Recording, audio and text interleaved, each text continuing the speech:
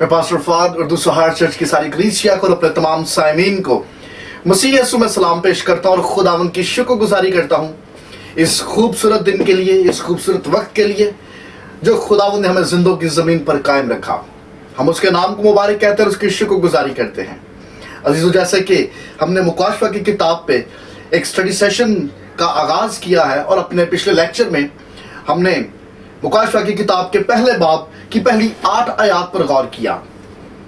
चुनांचे अब हम अपने सिलसिला गुफ्तगू को, सिलसिला कलाम को जारी रखेंगे और मुकाशवा की किताब उसके पहले बाब की 9वीं आयत से लेकर आज हम बाब के आखिर तक यानी 20वीं आयत तक बढ़ेंगे और चंद एक बातों को मद्देनजर रखेंगे और उन पर गौर करते जाएंगे। तो आइए हम मुकाशवा की किताब पहला बाब और उसकी 9वीं आयत से सिलसिला गुफ्तगू शुरू करें। खुदावंद के कलाम में लिखा है, हम 9वीं आयत से पढ़ेंगे, मैं यूहन्ना जो तुम्हारा भाई और यीशु की मुसीबत और बादशाही और सब्र में तुम्हारा शरीक हूं, खुदा के कलाम और यीशु की निस्बत गवाही देने के बायस उस टापू में था जो पतमस कहलाता है। 9वीं आयत में गौर कीजिए, चंद एक बातें बड़ी ही काबिल गौर हैं और यूहन्ना यहाँ पर हमारी तवज्जो उन चंद एक बातों की तरफ दिलाना चाह रहा है। सबसे पहली बात, हम जब देखते हैं यूहन्ना ने यहाँ पर कोई टाइटल इस्तेमाल नहीं किया। पिछले भी जब हमने 8 आयत पर गौर किया, वहां पर भी यूहन्ना जब कलीसियाओं को सलाम भेज रहा है तो अपने नाम से सलाम भेज रहा है और यहाँ पर भी जब यूहन्ना सिलसिला गुफ्तगू को शुरू कर रहा है तो यहां पर भी वो अपने नाम से बात का आगाज कर रहा है। No title. यूहन्ना कौन है? ये कोई बिशप है, ये कोई एल्डर है, ये कोई पासबान है, कोई लीडर है? ये कौन है यूहन्ना?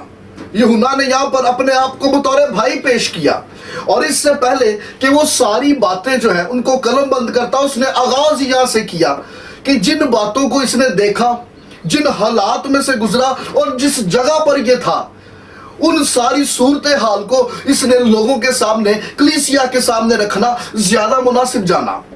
हम 9वीं आयत के आगाज में देखते, कहते हैं मैं यूहन्ना तुम्हारा भाई। यूहन्ना यहाँ पर कलीसिया के साथ, चर्च के साथ अपना एक रिश्ता जाहिर करता है। जब हम इन बातों पे गौर करते हैं, ये खुदावंद यीशु मसीह की तालीम थी। हम जब मत्ती की अंजील और उसका 23वां बाब देखते हैं तो वहां पर खुदावंद यीशु मसीह ने खुद अपने शागिर्दों से ये कहा, तुम रबी ना कहलाओ, तुम्हारा मालिक सिर्फ एक है और तुम सब भाई हो। बिल्कुल ऐसे ही जब हम खुदावंद के कलाम में आगे बढ़ते थे, इब्रानियों का खातर उसका दूसरे बाब की गालबन 11वीं आयत में जब हम इस बातों पे गौर करते हैं कि पाक करने वाला और पाक होने वाले एक ही असल है, इसलिए वो उन्हें भाई कहने से नहीं शर्माता। खुदावंद यीशु मसीह की तालीम ये थी कि खुदावंद के लोग इस मुकद्दस रिश्ते में बंधे रहे और खुदावंद यीशु मसीह ये चाहते थे कि जिस तरह से वो आसमानी बाप को बाप कह के बुलाते हैं, वैसे ही तुम लोग भी उसे बाप कहो, क्योंकि वो तुम्हारा बाप है और मैं तुम्हारा भाई हूं। और पौलुस रसूल भी जब रोम की कलीसिया को खत लिखता है, हम देखते हैं रोमियो का खत उसका 8वां बाब और उसकी 29वीं आयत में, वो जिन्हें उसने पहले से मुकर्रर किया और उनको बुलाया इसलिए कि उसके यानी कि मसीह के हम शक्ल हो, ताकि वो भाइयों में पहलौठा हो। वो से मुराद मसीह यीशु अपने भाइयों में पहलौठा ठहरे। क्रिश्चियनिटी की टीचिंग, क्रिश्चियनिटी की तालीम ये है, अरे हम सब मसीह में भाई हैं। और ये बातें यूहन्ना इन बातों से अच्छी तरह वाकिफ था, अच्छी तरह आशना था। 9वीं आयत के आगाज में वो ये कहता है कि मैं यूहन्ना तुम्हारा भाई। अगली बात कहता है, और यीशु की मुसीबत में, ट्रिबुलेशन में, मतलब वो कंडीशन, वो प्रॉब्लम जिसका सामना उस वक्त कलीसिया कर रही थी, खुदावंद के लोग कर रहे थे। ये वक्त बड़ा क्रिटिकल था। It was a tough time और रोमी हुकूमत के जेर असर जितने भी इलाके आते थे, जितने भी खित्ते आते थे, उन सब खित्तों में मसीही कौम के ऊपर बड़ी तकलीफें थी। वो लोग बड़ी एज़ा रसाई में से गुजर रहे थे और उन्हीं सूरत हाल का सामना यूहन्ना भी करता। और यही सबब था कि बीइंग अ क्रिश्चियन, ईमानदार होते हुए, बिलीवर होते हुए यूहन्ना को पकड़ा और इसको पतमस के जजीरे में जलावतन कर दिया। और यहाँ पर यूहन्ना कलीसिया के साथ, ईमानदारों के साथ, लोगों के साथ इस बात का इजहार कर रहे कि जिस तकलीफ, जिस ट्रिबुलेशन, जिस एज़ा रसाई, जिस सफरिंग्स में से तुम सब गुजर रहे हो, मैं भी उसी तरह की सफरिंग्स में से गुजर रहा हूं। मैं भी वैसे ही हालात का सामना कर रहा हूं। अरे मैं भी इन तकलीफों में तुम्हारा शरीक हूं। और अगली बात कहता है, और सब्र में भी तुम्हारा शरीक हूं। मैं तकलीफों में, ट्रिबुलेशंस में और सब्र में भी। खुदावंद यीशु मसीह ने अपनी तकलीफों में हमारे सामने एक खूबसूरत नमूना रख दिया। खुदावंद यीशु मसीह अपनी तकलीफों में कहीं पर भी हमें गुस्से के आलम में दिखाई नहीं देते, बल्कि वो एक ताबेदार बेटे के तौर पे बड़ी वफादारी से सारी तकलीफों को बर्दाश्त करता आया। हम बाज़-औक़ात सब्र तो करते हैं, लेकिन शायद हमारा सब्र दम भर का होता है। हम जब खुदावंद के कलाम पर गौर करते हैं तो रोमियो का खत और उसका 5वां बाब हमें यह बताता है, आजमाइशें सब्र पैदा करती हैं। आप फिर याकूब का खत देख लीजिए, सब्र कामिल करता है। एक ईमानदार की जिंदगी में सब्र की बड़ी अहमियत है। हम सब्र को किस तरह से लेते हैं? जैसे कि मैंने पहले जिक्र किया, यह मुमकिन है कि शायद हमारा सब्र पल भर का हो, लेकिन कलाम मुकद्दस की रूह से सब्र का रिवॉर्ड, सब्र का फल सिर्फ उसी को मिलता है जो आखिर तक बर्दाश्त करता है। खुदावंद का कलाम ये कहता है, जो आखिर तक बर्दाश्त करेगा, आखिर तक सब्र करता रहेगा, अरे वो जिंदगी का ताज हासिल कर लेगा, वो रिवॉर्ड को हासिल कर लेगा। और यहां पर यूहन्ना कलीसिया को इनकरेज करता हुआ, तक़वियत देता हुआ नजर आता है। वो कहता है, मैं तकलीफों में तुम्हारा शरीक हूं, मैं सब्र में भी तुम्हारा शरीक हूं। और अगली बात, इन आजमाइशों का सामना वो किस बुनियाद पर कर रहा है? वो कहता है, खुदा के कलाम और यीशु की निस्बत गवाही देने के सबब से मैं इस जजीरे में हूं। दो बातें हैं जिनकी तरफ वो इशारा करता है। सबसे पहली बात कहता है, because the word of God, खुदावंद के कलाम के वजह से ईमानदार खुदावंद के कलाम से दूर रह ही नहीं सकते। खुदावंद का कलाम जो उसकी जिंदगी का हिस्सा है, इंसानी जिंदगी का दारोमदार ही कलाम पर है। यह बड़ा जरूरी है कि इंसान कौन से कलाम को अपने अंदर लेके जाता। आया यह खुदा का कलाम है या यह शैतान का कलाम है? खुदा का कलाम इंसान के अंदर नूर पैदा करता है, जबकि शैतान का कलाम इंसान के अंदर तारीकियों को और मौत को जिंदा कर देता है। और बाज दफा शैतान भी ऑल्टरनेट के तौर पे अपना कलाम इंसानों के आगे पेश करने की कोशिश करता है, जैसा बाग़ अदन में हुआ। बाग़ अदन में एक तो वो कलाम था जो आदम और हवा के पास खुदा की तरफ से था, और फिर एक वो कलाम आया जो हवा के पास इब्लीस शैतान की तरफ से पहुंचा। यह बड़ा जरूरी है कि आज आप और मैं, हम कौन से कलाम को अडॉप्ट करते हैं। और ईमानदार कलाम सुने बगैर, कलाम सुनाए बगैर रह ही नहीं सकते। और बीइंग अ बिलीवर, यूहन्ना इसी सबब से इस आजमाइश का शिकार था, इस जजीरे में था, क्योंकि यह कलाम सुनने वालों में से और फिर सुनकर सुनाने वालों में से था। और वो इस बात की शहादत देता है कि खुदावंद के कलाम के सबब से। और अगली बात वो कहता है, यीशु मसीह की गवाही के सबब से। वो यीशु मसीह का गवाह था और उसकी गवाही देता था। नेरो के दौर में, नेरो बादशाह के दौर में मसीहों के ऊपर इस बात को लेके बड़ी आजमाइशें आई, उन्हें बड़ी तकलीफों का सामना करना पड़ा, क्योंकि मसीही लोग मसीह के नाम की गवाही देते, उन्हें मना किया जाता, लेकिन उसके बावजूद वो उसकी गवाही देने से बाज नहीं आते थे। नेरो बादशाह के दौर के बाद डोमिशियन का दौरे हुकूमत आया, और डोमिशियन के दौरे हुकूमत में भी, जिसे उर्दू में दोमित्यान कहते हैं, डोमिशियन के दौरे हुकूमत में भी मसीही लोगों ने यीशु मसीह की गवाही के सबब से तकलीफों, आजमाइशों का सामना किया। यूहन्ना को पकड़ने का सबब भी ये था, he was a witness of Jesus Christ. अरे ये यीशु मसीह का गवाह था, जो यीशु मसीह की जमीनी जिंदगी, उसके मर जाने, दफन होने, जिंदा होने और आसमान पर जाने का गवाह था। और इसको पकड़ा गया और जजीरे पर भेज देने का मकसद यह था कि ये सोसाइटी से अलग हो जाएगा तो लोगों तक मसीह की गवाही नहीं पहुंचेगी। हालांकि वो लोग इस बात से गाफिल थे कि ये मंसूबा किसी हुकूमत, किसी शहंशाह, किसी बादशाह का नहीं, अरे ये मंसूबा तो खुदावंद का है, क्योंकि खुदावंद चाहता था कि कुछ वक्त के लिए यूहन्ना जो है वो फेलोशिप से कट जाए ताकि खुदावंद के गहरे भेदों से आश्कार हो सके। यूहन्ना वो सलीबी सिपाही है जो अपनी जान की परवाह किए बगैर दलेरी से दुश्मन के फाटकों पर खुशखबरी का झंडा लहराने से दरेग नहीं करते।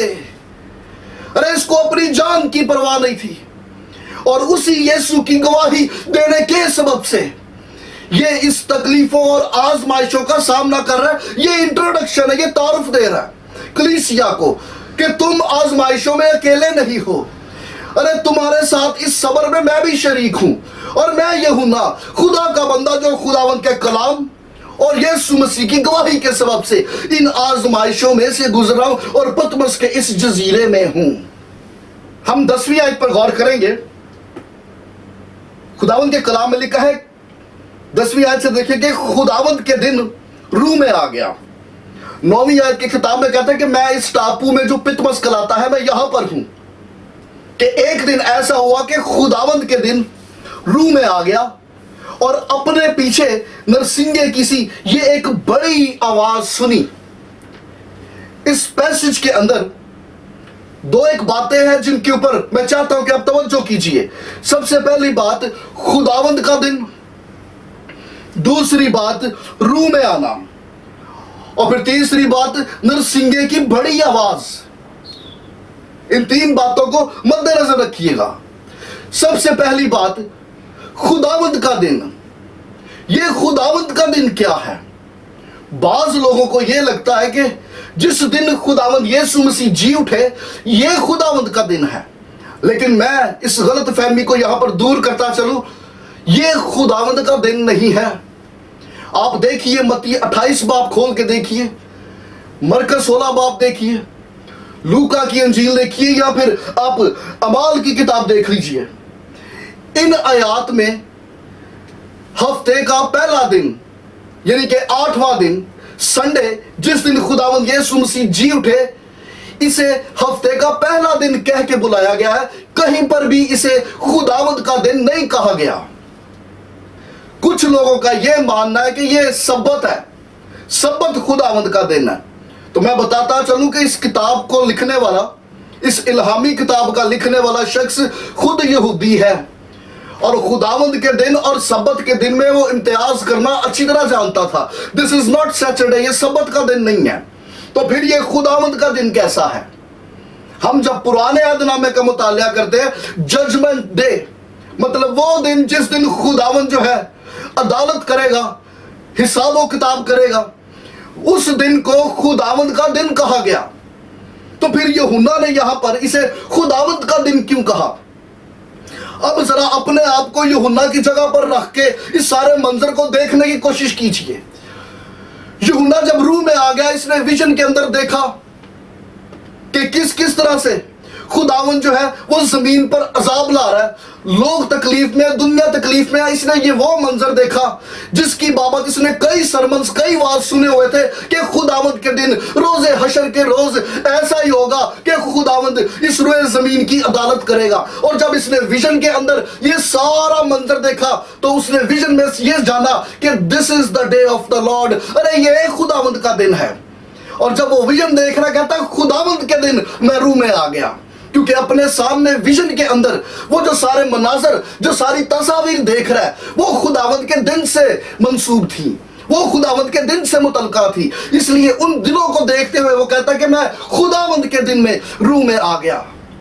ये रूह में आ जाना क्या है? रूह में आना और रूह से भरे हुए होना ये दोनों मुख्तलिफ चीजें हैं।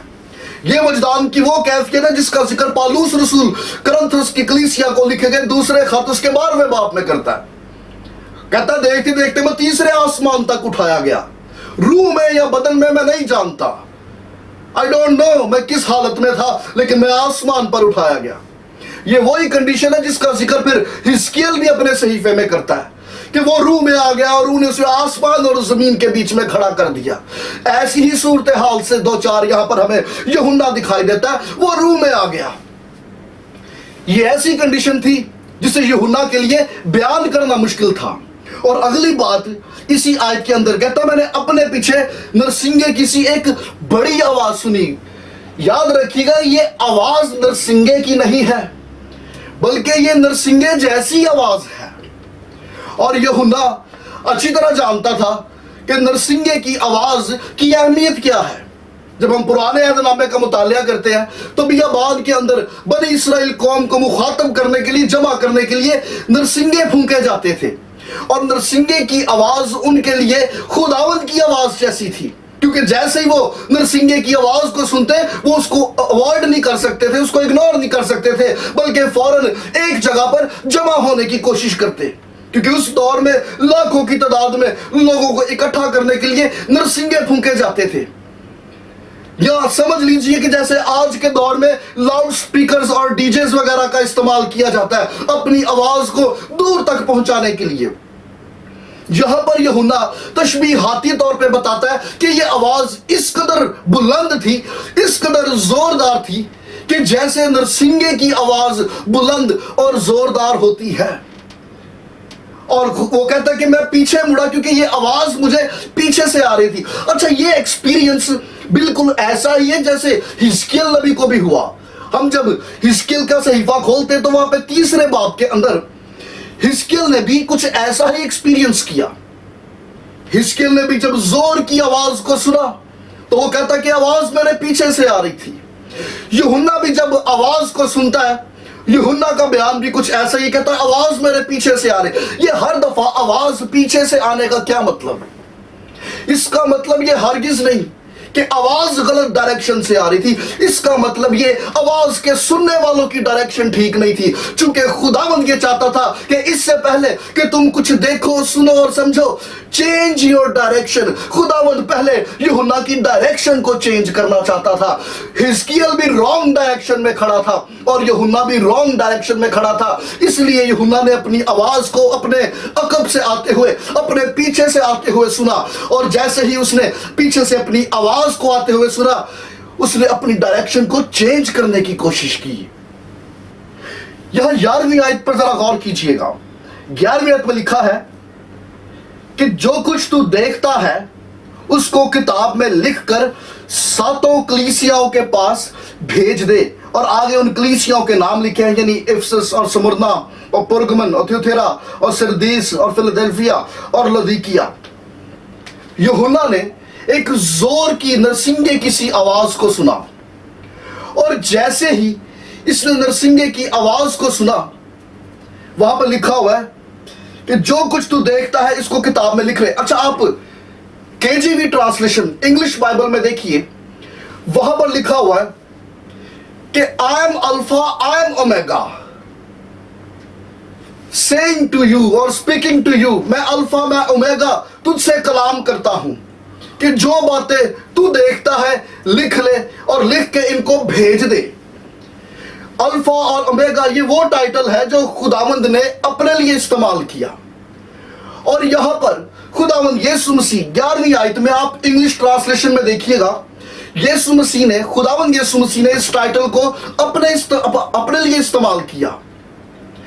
इसका मतलब जब खुदावंद यीशु मसीह यहां पर इस टाइटल को अपने लिए इस्तेमाल कर रहे हैं तो वो अपनी अलूहियत का इजहार कर रहे हैं। वो अपनी जात की शिनाख्त पर अलूहियत की मोहर को सबत कर रहे हैं। Jesus is God. किसी रसूल, किसी नबी ने आज तक इस तरह के टाइटल्स को इस्तेमाल करने की जरूरत नहीं की। और खुदावंद यीशु मसीह यूहन्ना को यह कह रहे हैं कि जो कुछ तू देखता है वो लिख और लिख कर भेज। गौर करने की बात यह है कि खुदावंद यीशु मसीह ने यहां पर यूहन्ना का नाम नहीं लिया اور نہ خداوند نے یوحنا کا حال چال پوچھا کہ آپ کیسے ہیں, کن حالات میں ہیں, کیا صورتحال. نو انٹروڈکشن, نو سلام دعا, بلکہ سیدھا میسج دیا گیا.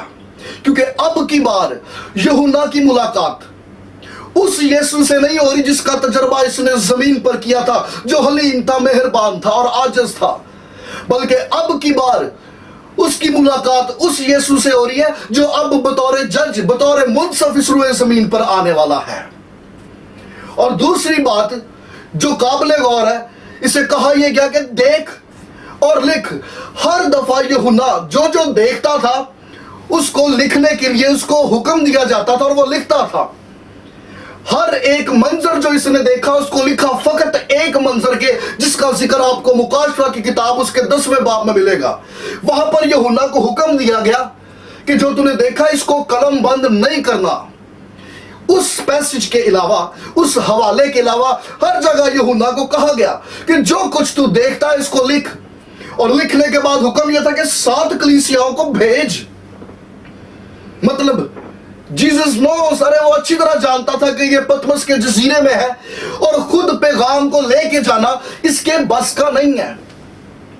اس لیے پیغام کو لکھنا اور پھر اس کو بھیجنا یہ ممکن ہے کہ شاید پتمس جس جزیرے پہ یہ تھا وہاں پر کوئی ایسا سورس ہو جس کے وسیلہ سے قیدیوں کی ڈاک وہاں تک آتی ہو, یا یہ ممکن تھا کہ شاید قیدیوں کے ملاقات کے لیے کبھی کبھی کچھ لوگ وہاں پر آتے ہوں.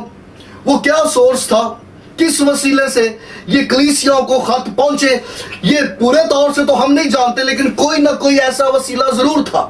کیونکہ پلٹ کے یوحنا نے ایک بھی دفعہ آرگیو نہیں کیا کہ بھیجنے کے لیے تو کہہ دیا, لیکن بھیجنا کیوں ہے, بھیجنا کس لیے, کیونکہ وہاں پر پتمس کے جزیرے میں کوئی نہ کوئی ایسا وسیلہ, کوئی نہ کوئی ایسا سورس ضرور موجود تھا.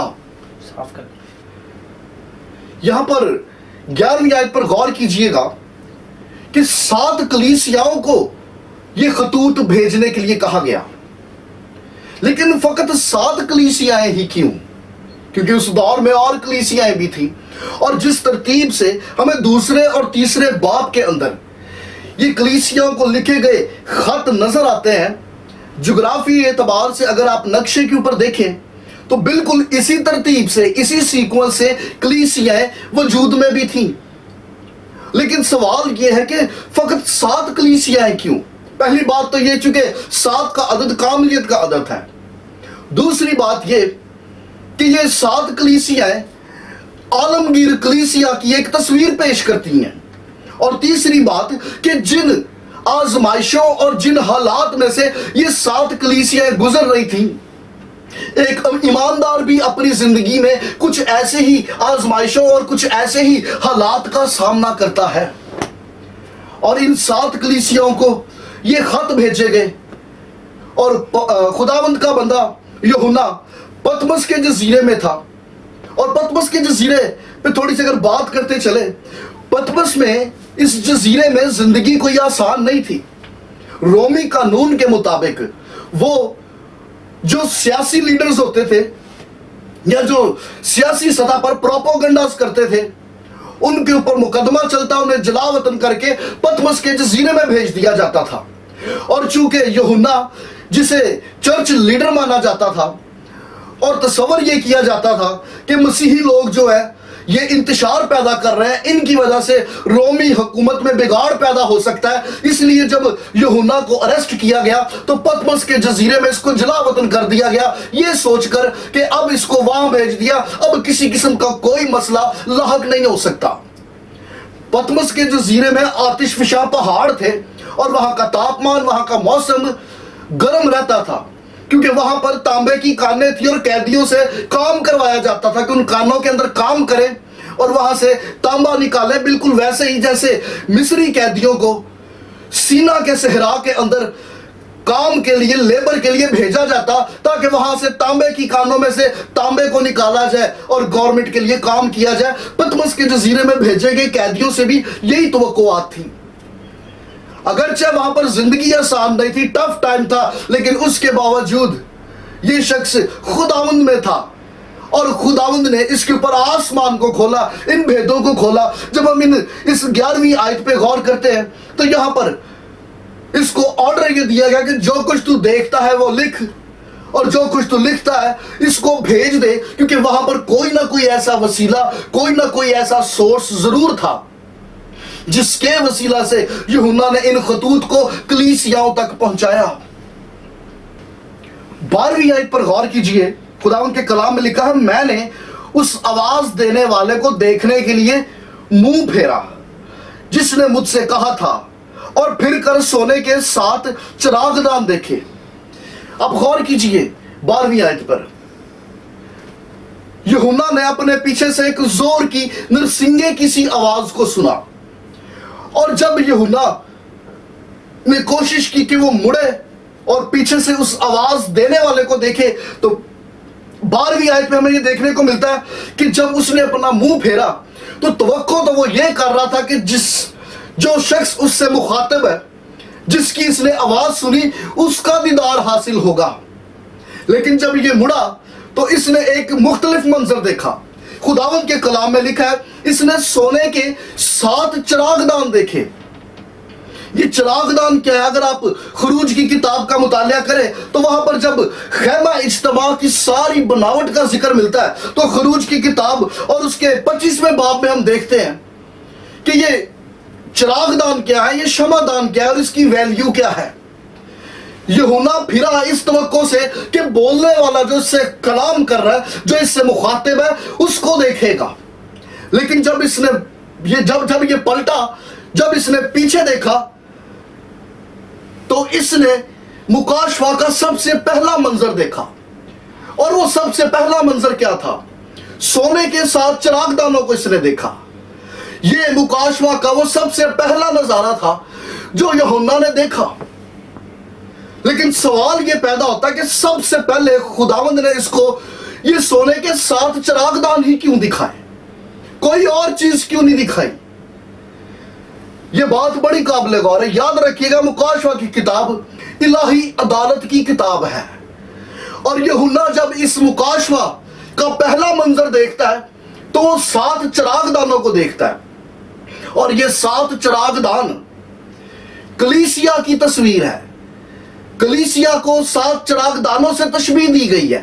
اس کا مطلب یہ تھا، اس کا ڈیوائن میننگ یہ ہے کہ خداوند جب عدالت کرے گا تو اس کی عدالت اس کے گھر سے شروع ہوگی۔ اس لیے یوحنا جب مکاشفہ کا سب سے پہلا منظر دیکھتا ہے تو وہ خداوند کی کلیسیا ان 7 چراغدانوں کو دیکھتا ہے۔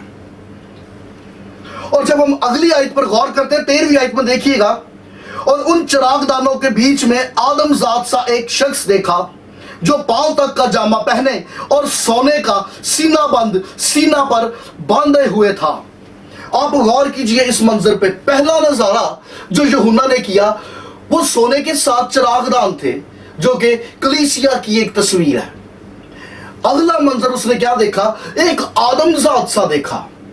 یہ آدم ذات سا منظر بالکل ایسے ہی ہے جیسے دانیل نبی نے تجربہ کیا۔ جب ہم دانیل نبی کا صحیفہ کھولتے ہیں اور اس کے 7ویں باب میں دیکھتے ہیں، یہ وہی ایکسپیرینس ہے جو حزقیل نبی نے بھی کیا۔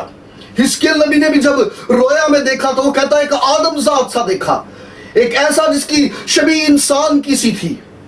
مطلب یوحنا کو جب تجربہ ہو رہا تو اس کا ایکسپیرینس دانیل نبی کے تجربے اور حزقیل نبی کے تجربے سے کچھ مختلف نہیں تھا۔ اور جب غور کرتا ہے تو وہ کیا دیکھتا ہے کہ اس آدم ذات نے ایک جامہ پہن رکھا ہے، اور یہ جامہ جو ہے پاؤں تک تھا۔ 7 چراغ دانوں کے بیچ میں ایک آدم ذات سا جامہ پہنے چلتا پھرتا دکھائی دے رہا ہے۔ مطلب یوحنا کو یہ شرف حاصل ہوا کہ اس نے خداوند یسوع مسیح کا مکاشفہ بطور سردار کاہن حاصل کر لیا۔ شاگردوں میں سے صرف یوحنا ہی وہ شاگرد تھا جس کے اوپر یہ بھید کھلا۔ یوحنا نے خداوند یسوع مسیح کو بطور انسان دیکھا، بطور خدا دیکھا، اور اب یوحنا یہاں پر خداوند یسوع مسیح کو بطور سردار کاہن کی حیثیت سے دیکھ رہے ہیں۔ چراغ دان کا کام کیا ہے؟ اس شمع دان کا کام کیا ہوتا ہے؟ شمع دان کا مقصد یہ ہے روشنی پرووائیڈ کرنا، नूर पहुंचाना, और कलीसिया का भी यही काम है कि दुनिया को नूर पहुंचाए। खुदावंद यीशु मसीह ने इसीलिए कलीसिया को कहा कि तुम दुनिया के नूर हो। जिस तरह से एक चिराग का काम नूर पहुंचाना है, वैसे ही चर्च, खुदावंद की कलीसिया का काम भी नूर पहुंचाना है। इसीलिए कलीसिया को चिरागदान से तशबीह दी गई है। अगली बात जिस पे हम गौर करेंगे, 14वीं आयत में यहां लिखा है, 13वीं आयत में एक दो बातें और जिनकी तरफ मैं आपकी तवज्जो दिलाना चाहूंगा। यहां पे लिखा है, और सोने का सीना बंद उसने अपने सीने पे बांधा हुआ था। अगर हम पुराने अहदनामे का मुतालिया करें तो हम समझ जाएंगे कि ये सीना बंद काहिन अपने सीने पर क्यों बांधता था। गौर कीजिएगा कि जब खुदावंद यीशु मसीह ने अपने शागिर्दों के पांव धोने थे तो उसने अपनी कमर पे कपड़ा बांधा, जो कि एक खादम की निशानी थी।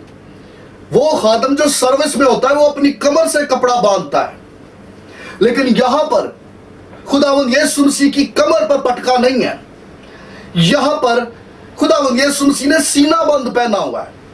और जब हम पुराने अहदनामे में देखते हैं तो सीना बंद के ऊपर 12 पत्थर जड़े हुए थे, और हर एक पत्थर बनी इस्राएल कौम के कबीले की नुमाइंदगी करता था। और इन 12 पत्थरों के पीछे एक तय होती थी जिसके अंदर 2 पत्थर रखे जाते थे, जिसे यूरीम और तुमीम कहा जाता था। और ये 2 पत्थर खुदावंद का इंसाफ और खुदावंद का फैसला, खुदावंद की रजा जानने के लिए इस्तेमाल किए जाते थे। अब इस मंजर को देखने की कोशिश कीजिए। खुदावंद यीशु मसीह बतौर सरदार काहिन उन शमादान चिरागदानों के बीच में चलते फिरते हुए दिखाई दे रहे हैं, लेकिन अब की बार खुदावंद बतौर खादम नहीं, बल्कि अब की बार खुदावंद कलीसियाओं में बतौर मुंसफ चलते फिरते नजर आ रहे हैं, क्योंकि इस काहिन ने कमर बंद नहीं बल्कि सीना बंद पहन रखा है। और इस सीना बंद के पीछे खुदावंद के इंसाफ के लिए वो पत्थर हुआ करते थे जिससे खुदावंद की रजा जानी जाती थी और खुदावंद का फैसला जाना जाता था। और जब खुदावंद यीशु मसीह ने इस सफेद जमा के ऊपर सीना बंद पहन रखा तो ये इस बात की अलामत थी कि अब की बार खुदावंद यीशु मसीह जो कलीसियाओं में चलता फिरता है तो वो एक मुंसफ की हैसियत से, एक जज की हैसियत से, जो फैसला करने वाला है उस हैसियत से चलता फिरता दिखाई देता है। जब हम 14वीं आयत की तरफ बढ़ते हैं तो यहां लिखा है, उसका सर और बाल सफेद ऊन बल्कि बर्फ की मानद सफेद थे, और उसकी आंखें आग के शोला की मानद थी। यहां पे गौर कीजिएगा, सर पर सफेद बाल होने का मतलब यह हरगिज नहीं कि ये खुदावंद यीशु मसीह के ज़ईफ होने, बुजुर्ग होने की तरफ इशारा किया गया, बल्कि जब हम इमसाल की किताब और उसका 16वां बाब पढ़ते हैं तो वहां पर लिखा हुआ कि सर पर सफेद बाल शौकत और जलाल की निशानी है। तो खुदावंद यीशु मसीह के जब वो सर पर सफेद बालों को देखता है तो ये उसकी अजमत, उसकी शानो शौकत और उसके जलाल की तरफ इशारा है। और दूसरी बात यहां पर लिखा हुआ है, उसकी आंखें आग के शोला की मानद थी। ये वो आंखें हैं जिनसे कुछ भी छुप नहीं सकता। ये वो आंखें हैं जो चीर के गुजर जाती हैं। ये वो आंखें हैं जो अंदर तक उतर जाती हैं और इंसान के दिल के हाल दरियाफ्त कर लेती हैं। जब हम यिर्मयाह नबी का सहीफा खोलते हैं तो वहां पर 23वें बाब के अंदर खुदावंद कहता है, क्या मुझसे कोई चीज पोशीदा रह सकती है? अरे ये मुमकिन ही नहीं कि खुदावंद से कुछ पोशीदा रह सके, क्योंकि वो अंदर तक देखता, जांचता और गुनाह को भस्म करता, पाक और साफ करता है। ये वो आंखें हैं जो इंसान के अंदर तक का हाल दरियाफ्त कर लेती है। और यूहन्ना यहां पर 14वें बाब में कहता है कि आंखें आग के शोला की मानद थी। 15वीं आयत में लिखा है, और उसके पांव उस खालिस पीतल के से थे जो भट्टी में ताया गया है, और उसकी आवाज जोर के पानी की सी थी। 2 बातें हैं। पहली बात, उसके पांव पीतल के से, और दूसरी बात, उसकी आवाज जोर के पानी की सी थी। इन 2 बातों की तरफ यूहन्ना हमारी तवज्जो दिलाता है। सबसे पहली बात, पीतल बाइबल के अंदर जजमेंट की निशानी है, जजमेंट की अलामत है। मज़बा के ऊपर पीतल को जड़ा जाता था, क्योंकि मज़बा के ऊपर जिस जिस जानवर की जब जब कुर्बानी की जाती उसको आग में जलाया जाता, तो आग की तपश और शिद्दत ये पीतल बर्दाश्त करता था। और ये पीतल खुदावंद यीशु मसीह की सलीब की तस्वीर है, क्योंकि कलवरी के पहाड़ पर खुदावंद यीशु मसीह के ऊपर जब तमाम बनिनो इंसान के गुनाह लादे गए, तो उस सलीब ने आसमानी बाप के गजब की शिद्दत को बर्दाश्त किया। इसका मतलब ये पीतल जो है ये कफारे की अलामत है। और वहां पर लिखा हुआ कि उसके पांव पीतल के थे। अगर पीतल कफारे की अलामत है तो पांव जो है वो बुनियाद की अलामत है। बेस, फाउंडेशन, बुनियाद, मतलब पीतल कफारे की अलामत और पांव बुनियाद की अलामत। और खुदावंद यीशु मसीह जिसके पांव पीतल के हैं वो कलीसिया के बीच में खड़ा है। इसका मतलब कि आज खुदावंद यीशु मसीह अगर कलीसिया के बीच चलता फिरता और खड़ा है तो वो कफारे की बुनियाद पर खड़ा है। हालेलुया। और चूंकि उसने मेरे और आपके गुनाहों का कफारा दिया, फिदिया दिया, और वो इस बुनियाद से कलीसियाओं में चलता फिरता है, और वो मुझसे और आपसे कुछ तवक्कुआत है उसकी, वो कुछ तकाजा करता है कि अब हम उसकी पैरवी करें, उसको फॉलो करें, उसकी आवाज को सुने। और अगली बात यहां पर लिखा है कि उसकी आवाज जोर के पानी की सी थी। बाइबल के अंदर खुदावंद की आवाज को या तो बादल की गरज से तशबीह दी गई या जोर के पानियों से तशबीह दी गई। आप पुराने अहदनामे में देखिए, हिजकिय्याह नबी का सहीफा खोल लीजिए। हम जब हिजकिय्याह 43वां बाब देखते हैं तो हिजकिय्याह जब रोया देखता है, कहता है कि इस्राएल का खुदा मशरिक से आया, इस्राएल का खुदा मशरिक से आया, और उसकी आवाज सैलाब के पानियों की सी थी। या जब हम अय्यूब की किताब का मुतालिया करते हैं तो उसके 37वें बाब में अय्यूब नबी ये कहता है कि खुदावंद अजीब तौर से गरजता है। या फिर आप यूहन्ना की इंजील उसके 12वें बाब में उस मंजर पे गौर कीजिए। खुदावंद यीशु मसीह ने जब दुआ की तो कहा कि बाप तो अपने नाम को जलाल दे, और आसमान से आवाज आई कि मैंने जलाल दिया और फिर भी दूंगा। तो खुदावंद यीशु मसीह ने तो आसमानी बाप की आवाज को सुना, लेकिन जो इर्द गिर्द लोग थे उन्हें यह लगा कि बादल गरजा है। खुदावंद की आवाज पुराने अहदनामे में बादलों की गरज या पानियों के शोर से मुशाहबत थी, और इसी तरह से खुदावंद की आवाज को तशबीह दी गई। लेकिन जब हम नए अहदनामा की तरफ आते हैं तो हमें खुदावंद यीशु मसीह कलाम करता हुआ सुनाई देता है। लेकिन याद रखिएगा कि खुदावंद यीशु मसीह की आवाज ना तो पानियों के शोर जैसी थी और ना बादल के गरज जैसी।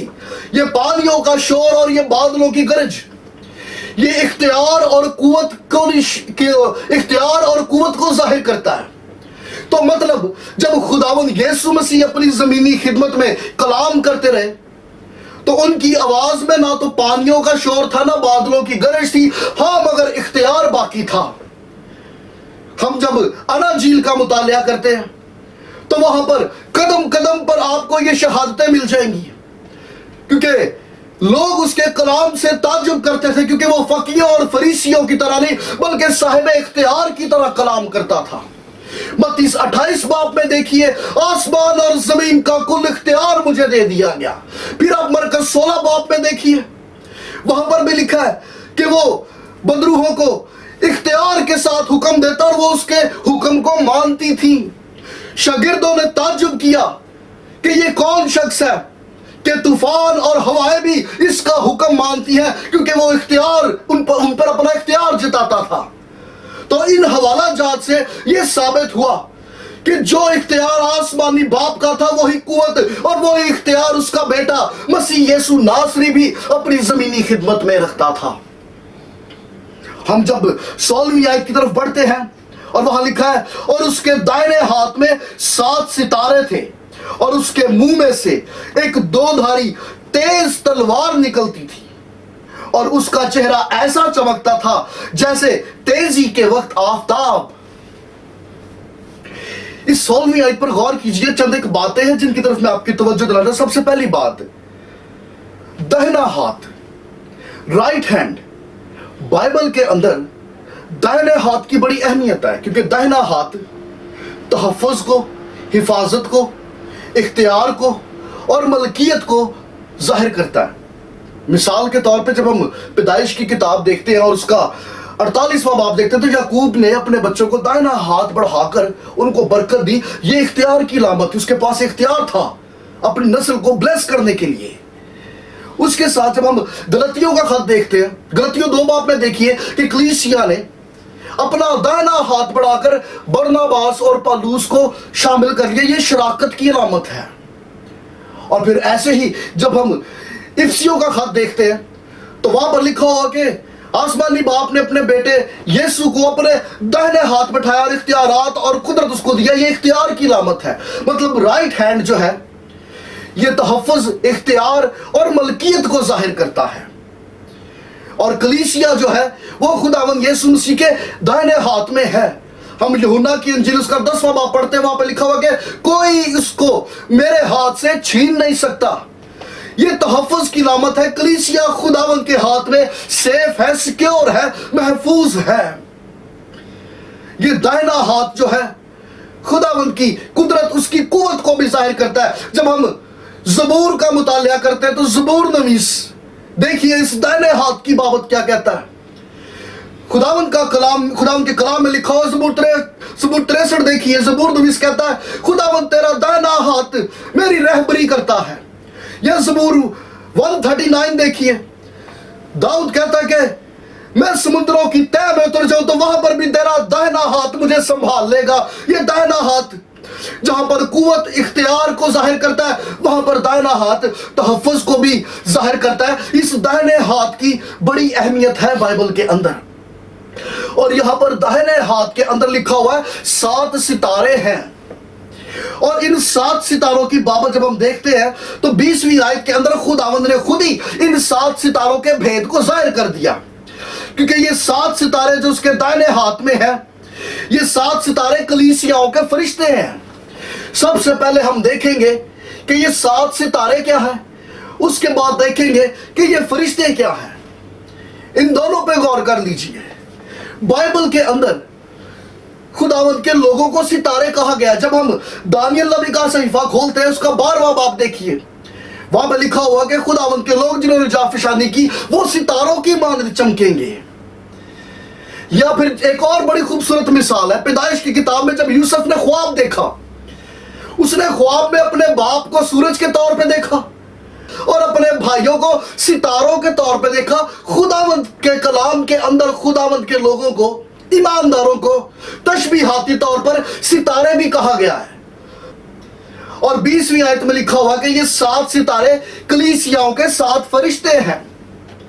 फरिश्ते के लिए यूनानी जुबान के अंदर जो वर्ड यूज हुआ है उसके 2 मतलब है। एक मतलब है फरिश्ता और एक मतलब है कासद, मतलब पैगंबर, पैगाम पहुंचाने वाला, मैसेज कन्वे करने वाला। जब हम लूका की इंजील 7वां बाब देखते हैं या मत्ती की इंजील 11वां बाब देखते हैं, यहां पर यूनानी बाइबल में यही वर्ड एंजेलोस इस्तेमाल हुआ, जिसका मतलब कासद और पैगंबर के किए गए हैं। लेकिन मत्ती की इंजील में ही इसी यूनानी लफ्ज का तर्जमा फिर फरिश्ता भी किया गया है। इसका मतलब ये फरिश्ता भी है, एंजल भी है, और इसके मायने खादम के, प्रीस्ट के भी हैं। और यहां पर जब 7 कलीसियाओं को कलीसिया के 7 फरिश्ते कहा गया, तो ये इशारा कलीसिया के पासबानों, खादमों की तरफ है। तो यहां पर यूहन्ना जब खुदावंद के दाहिने हाथ में उन 7 सितारों को देखता है, तो ये 7 सितारे उन 7 कलीसियाओं के 7 खादम हैं जिनको पैगाम भेजे जा रहे हैं। और जब हम अगली आयत की तरफ बढ़ते हैं तो वहां पर लिखा हो उसके मुंह से 2 धारी तेज तलवार निकलती है। इब्रानियों का खत हम पे इस बात को अया करता है कि खुदावंद का कलाम जो 2 धारी तेज तलवार है, जो बंद बंद और गुदे गुदे को चीर के निकल जाता है। या जब हम खुदावंद के कलाम में देखते हैं तो लिखा हुआ कि रूह की तलवार, यानी कि खुदावंद के कलाम को ले लो। खुदावंद का कलाम ही है जो रूह की तलवार है। इसका मतलब जब यूहन्ना खुदावंद के मुंह में 2 धारी तेज तलवार को देखता है, this is the word of God, تو مطلب یہ کہ جناب مسیح کے منہ سے کلام خدا کے علاوہ اور کوئی بات نکل ہی نہیں سکتی. اور 16ویں آیت میں ایک اور بات جس کی طرف یوحنا توجہ دلاتا ہے کہ اس کا چہرہ ایسے جیسے تیزی کے وقت آفتاب. یہ تجربہ جو یوحنا نے کیا، یاد رکھیے گا کہ یہ ایکسپیرینس پالوس رسول نے بھی کیا جب وہ دمشق کی راہ پر تھا. اس نے بھی جب خداوند یسوع مسیح کا دیدار کیا تو ایک ایسا جلال اپنے چکر دیکھا، ایک اتنا نور دیکھا جو شاید سورج کی روشنی سے بھی کہیں زیادہ تھا. اور یہ خداوند کے چہرے کا جلال تھا جس کا تجربہ یہاں پر یوحنا نے کیا. اور 17ویں آیت میں دیکھو تو یہاں پر لکھا ہے کہ جب میں نے اسے دیکھا تو اس کے پاؤں میں مردہ سا گر پڑا اور اس نے یہ کہہ کر مجھ پر اپنا دائنا ہاتھ رکھا کہ خوف نہ کر، میں اول اور آخر ہوں. بلکہ اس آیت کو ہم 18ویں آیت کے ساتھ پڑھیں گے. یہاں تک پہلے دیکھیے 17ویں باب کی آیت تک کہ اس نے اپنا دائنا ہاتھ مجھ پر رکھا اور کہا خوف نہ کر. یوحنا نے جب اس جلال کو دیکھا، خداوند یسوع مسیح کے اس جلالی چہرے کو دیکھا، اس چہرے کی تاب نہ لا سکا اور کہتا ہے کہ میں اس کے قدموں میں مردہ سا پڑ گیا. اور بائبل کے اندر ایسے کئی ایکسپیرینسز ہیں جو خداوند کے لوگوں نے کیے. جب انہوں نے اپنے فانی بدن کے اندر خداوند کے جلال کو دیکھا تو اس کے جلال کی تاب نہ لا سکے اور اس کے قدموں میں مردہ سے ہو کے گر گئے. ہم جب غزات کی کتاب دیکھتے ہیں تو منوح اور اس کی بیوی، ارے جب انہوں نے اس جلال کو دیکھا تو وہاں پہ لکھا ہوا کہ وہ منہ کے بل گر گئے. پھر ویسے ہی حزقیل نبی کا صحیفہ دیکھ لیجئے، پھر دانیل نبی کا صحیفہ اس کا 8واں باب اور اس کا 10واں باب دیکھ لیجئے. فانی بدن کے اندر جب لوگوں نے خداوند کے جلال کا تجربہ کیا، اس بدن میں اتنی سخت نہیں تھی کہ اس کے جلال کے سامنے ٹھہر سکتے، تو مردہ سے ہو کر اس کے سامنے گر پڑے. اور یہاں پر یوحنا کے ساتھ بھی کچھ ایسا ہی ایکسپیرینس ہوا جب اس نے خداوند کے جلال کا تجربہ کیا. یہ ایکسپیرینس یوحنا نے ایک دفعہ پہلے بھی کیا اور وہ اس وقت تھا کہ جب ہرمون کے پہاڑ پر خداوند یسوع مسیح کا چہرہ بدل گیا اور وہاں پر بادل میں سے آواز آئی. جب خداوند نے ان سے کلام کیا تو یہ اس کے سامنے گر پڑے، اور جب وہ اس کے سامنے گر پڑے تو وہاں پہ لکھا کہ خداوند نے ان کے اوپر ہاتھ رکھا، اپنا دائنا ہاتھ بڑھا کر ان کو چھوا، ان کو تقویت ملی اور یہ دلیر ہوئے، یہ مضبوط ہوئے. یہاں پر بھی کچھ منظر ایسا ہی ہے. یوحنا نے جب نظارہ دیکھا یہ اس جلال کی تاب نہ لا سکا اور مردہ سا ہو کر اس کے قدموں میں گر پڑا. اور جیسے ہی اس کے قدموں میں گرا، خداوند یسوع مسیح نے اپنا دائنا ہاتھ بڑھا کر اس کو چھوا، اور جیسے ہی مسیح یسوع نے اس کو چھوا، یوحنا کو تقویت ملی اور یہ خداوند یسوع مسیح سے مکاشفہ لینے کے لیے مضبوط ہو گیا. ہم اگلی آیات کی طرف بڑھتے ہیں اور وہاں پر لکھا ہوا ہے 18ویں آیت میں، غور کیجئے گا، میں اول اور آخر اور زندہ ہوں. میں مر گیا تھا اور دیکھ عبدالآباد زندہ رہوں گا، اور موت اور عالم ارواح کی کنجیاں میرے پاس ہیں. اس آیت کے اندر جو پہلی بات، میں اول اور آخر، I am alpha, I am omega, یہ وہ کلمات ہیں، یہ وہ ٹائٹل ہیں جو یہوہ نے پرانے عہد نامے میں اپنے لیے استعمال کیے. آپ یسایہ نبی کا صحیفہ کھول لیجئے، وہاں پر 41واں باب، 44واں باب اور 48واں باب، مطلب یسایہ نبی کے صحیفے میں 3 دفعہ یہوہ نے اپنے لیے یہ ٹائٹل یوز کیا، میں اول اور میں آخر ہوں. جس طرح سے 3 دفعہ یسایہ نبی کے صحیفے میں اس ٹائٹل کا استعمال کیا گیا، ویسے ہی 3 دفعہ مکاشفہ کی کتاب میں خداوند یسوع مسیح نے اس ٹائٹل کو اپنے لیے استعمال کیا. مثال کے طور پہ جب ہم مکاشفہ کی کتاب پہلا باب اور اس کی 17ویں آیت پہ غور کرتے ہیں، جیسے کہ ابھی ہم نے پڑھا، اس کے بعد دوسرے باب کی 8ویں آیت اور پھر اسی کتاب کے 22ویں باب کی 17ویں آیت پہ ہم غور کرتے ہیں، 13ویں آیت پہ جب ہم غور کرتے ہیں، مطلب پہلے باب کے اندر بھی اور پھر آخری باب کے اندر بھی اسی ٹائٹل سے جناب مسیح نے کتاب کا آغاز کیا اور اسی ٹائٹل سے کتاب کا اختتام کیا. جس طرح سے یسایہ نبی کے صحیفے میں یہوہ نے یہ ٹائٹل اپنے لیے 3 بار استعمال کیا، ویسے ہی مکاشفہ کی کتاب میں جناب مسیح نے اس ٹائٹل کو 3 بار اپنے لیے استعمال کیا. تو اس کا مطلب یہ کہ پرانے عہد نامے کا یہوہ نئے عہد نامے کا یسوع ہی ہے. جیسس از گاڈ، کیونکہ یہ شرف ये दलेरी, ये जुर्रत ना तो किसी नबी ना किसी रसूल ने आज तक की। खुदावंद यीशु मसीह ने कहा, मैं अव्वल, मैं आखिर, मैं इब्तदा, मैं इंतहा, आई am alpha, I am omega. और अगली बातें, मैं जिंदा हूं, मैं मर गया था और देख मैं अब्दुल आबाद जिंदा रहूंगा। ये खुदावंद यीशु मसीह की सलीबी मौत, उसका कफारा, मौत और कब्र पर गालिब आना और आसमान पर चले जाना और फिर एक दिन अपनी कलीसिया को लेने के लिए लौट कर वापस आना, ये सारी बातें उस तरफ इशारा करती हैं। लेकिन उसके साथ साथ 18वीं आयत के आखिर में देखो, मौत और आलम अरवाह की कुंजियां मेरे पास हैं। चाबियां जो है ये इख्तियार को शो करती हैं। जिसके पास चाबियां होती है वो मुख्तार होता है, उसके पास इख्तियार होता है अंदर बाहर आने और जाने का। और यहां पर जिक्र किया गया मौत और आलम अरवाह। आलम अरवाह हकीकतन एक जगह है और वो आज भी अपना वजूद रखती है। इस रूए जमीन के नीचे कहीं किसी मुकाम के ऊपर, कहीं किसी मुकाम में आलम अरवाह एक ऐसा मुकाम है जहां पर मौत के बाद रूहें जाती हैं। यूनानी जुबान के अंदर जिसको हेड्स कहा गया है और इब्रानी जुबान के अंदर इसको शियोल कहा गया है और अंग्रेजी में इसका तर्जमा हेल किया गया। लेकिन याद रखिएगा ये हेल जो है ये सही तर्जमा नहीं है, क्योंकि हेड्स या इब्रानी में शियोल जिसे कह लीजिए, इसका मतलब आरजी इंतजार गाह है। मतलब रूहें आलम अरवाह में उतरती हैं तो एक मुकर्रर वक्त के लिए उनका एक वक्त मुकर्रर है और अपने वक्त मुकर्रर पर वो आलम अरवाह से बाहर आएंगी और तब उनका हिसाब किताब होगा।